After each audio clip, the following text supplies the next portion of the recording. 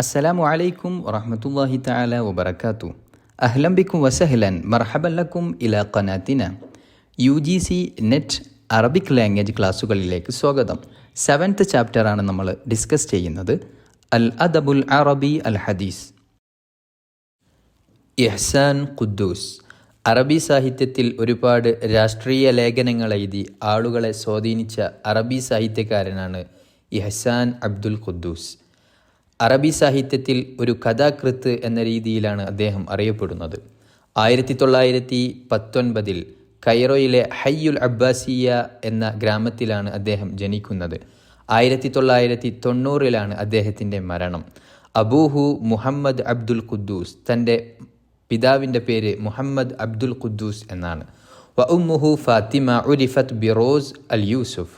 ഉമ്മയുടെ പേര് ഫാത്തിമ എന്നാണെങ്കിലും ഒരു മികച്ച ഡ്രാമ ആർട്ടിസ്റ്റായിരുന്ന ഫാത്തിമ റോസ് അൽ യൂസുഫ് എന്ന പേരിലാണ് പ്രസിദ്ധയായത്. നശഅ ഫി ബൈത്തി ജദ്ദിഹി അഹ്മദ് റിദ്വാൻ. അസ്ഹറിലെ അറിയപ്പെട്ട പണ്ഡിതനും തൻ്റെ ഉപ്പാപ്പയുമായ അഹ്മദ് റിദ്വാൻ്റെ വീട്ടിലായിരുന്നു അദ്ദേഹത്തിൻ്റെ ബാല്യകാലം. തുടർന്ന് കുല്ലിയത്തുൽ ഹുഖൂഖ് ബി ജാമിഅത്തി ഫുആദിൽ അവ്വൽ, ജാമിഅത്തു ഫുആദുൽ അവ്വലിൽ ലോ പഠനം അദ്ദേഹം നിർവഹിക്കുന്നുണ്ട്. ഖറ അൽ ഖിസ്സ അൽ ആലമിയ വതഅസ്സറ ബിജീദി മോബ്സാൻ ബർണാസ് ഷോ. ലോകസാഹിത്യങ്ങൾ വായിക്കുകയും അതിൽ ആകൃഷ്ടനാവുകയും ചെയ്ത അദ്ദേഹം കൂടുതലായും മോബ്സാൻ, ബർണാസ് ഷോ എന്നിവരുടെ സാഹിത്യങ്ങളിൽ കൂടുതൽ സ്വാധീനിക്കപ്പെട്ടു. 1942 ഹസൽ ലൈസൻസ് ഗ്രാജുവേഷൻ കരസ്ഥമാക്കിയ അദ്ദേഹം പിന്നീടങ്ങോട്ട് വ്യത്യസ്തമായ മാഗസിനുകളിൽ കിതാബത്തുൻ സിയാസിയ രാഷ്ട്രീയ ലേഖനങ്ങളും വഖിസസിയ കഥകളുമെഴുതി വ്യത്യസ്തമായ മാസികകളിൽ പ്രവർത്തിക്കുന്നുണ്ട്. 1945 അദ്ദേഹം എഴുതിയ ഹാദർ റജുലു യുഹിബ്ബു അൻ യദ്ഹബ് എന്ന രാഷ്ട്രീയ ലേഖനം അദ്ദേഹത്തിൻ്റെ ജീവിതത്തിൽ ഒരുപാട് പ്രയാസങ്ങൾക്ക് കാരണമായിട്ടുണ്ട്. വസുജിന ബിസബബിഹി, അത് കാരണമായി അദ്ദേഹം ജയിൽവാസം അനുഭവിക്കുന്നു.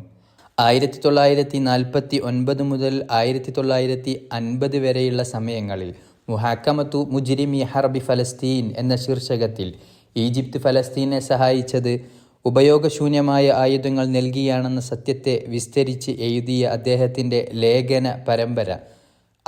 പരമ്പര രാഷ്ട്രീയമായും സാമൂഹികമായും ഏറെ കോലിളക്കം സൃഷ്ടിച്ചിട്ടുണ്ട്. 1950 ഫജ്ജറ കുംബുലത്തൻ സ്വഹഫിയത്തൻ ഫി മജല്ലത്തി റോസ് അൽ യൂസുഫ് എന്ന മാസികയിൽ അദ്ദേഹം എഴുതിയ ഒരു ലേഖനം രാഷ്ട്രീയപരമായി ഒരു വിസ്ഫോടനം തന്നെ സൃഷ്ടിച്ചിട്ടുണ്ട്.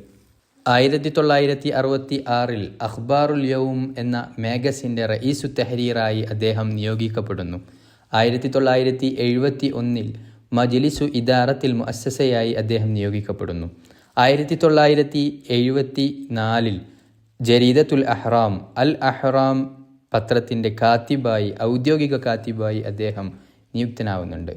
1975 മജ്ലിസുൽ ഇദാറ ലിൽ അഹ്റാമിൻ്റെ മജ്ലിസുൽ ഇദാറയുടെ റഈസായി അദ്ദേഹം സേവനമനുഷ്ഠിക്കുന്നു. ഇഹ്സാൻ അബ്ദുൽ ഖുദ്ദൂസ് അറബി ഭാഷയിലേക്ക് സംഭാവന ചെയ്ത സാഹിത്യ ഗ്രന്ഥങ്ങൾ പരിശോധിക്കാം.